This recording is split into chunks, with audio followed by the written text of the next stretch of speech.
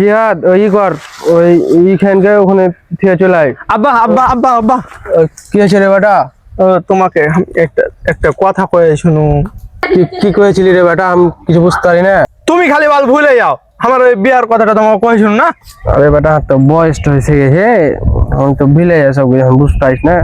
তো আর একটা কথা মনে পড়লো, তোকে যে দুটা সত্য দেখে একটা তো পারিস নি, তো ই কর এই আর একটা সত্য তোর এই বাঁশটি নিয়ে যা, তোরা দু ভাই মিলে ওখানে থিয়ে দিবি। তুইও যাবি ওই যে ওখানে যা থিয়ে যাবে, আমি বস না মান যাবি লাগে। আব্বা তুমি এলা টেনশনই করিও না, তো এলা বাস আমি একলাই ঢুকে ফেল দেবো। ওই লে তো এটা ফেল ফেল লে, এই তুই ছোট বাসটা লে, আমি বড় বাসটা নিয়ে এটা আসছি।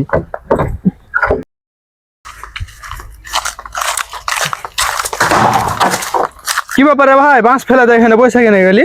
ভাই আমি তো আর পারবো না, তোরটা তুই আইসে আমারটা লিয়া যা, খাইতে গেছি মেলায়। আচ্ছা সমস্যা নাই, খাইতে গেছিস তো চল, তাহলে আমি বাসটা ওখানে তুই আসবো আর ওখানে তুই থেকে যাবি, চল।